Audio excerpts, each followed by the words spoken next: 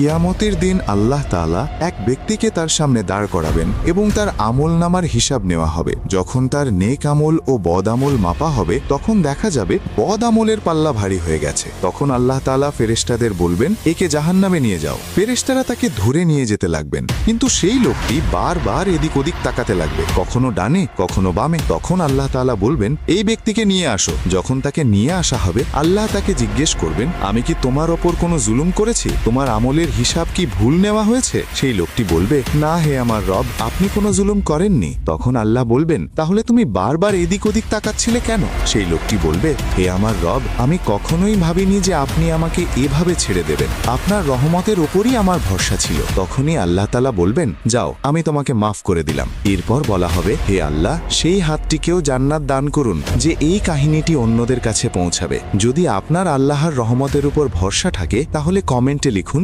সুবহানাল্লাহ।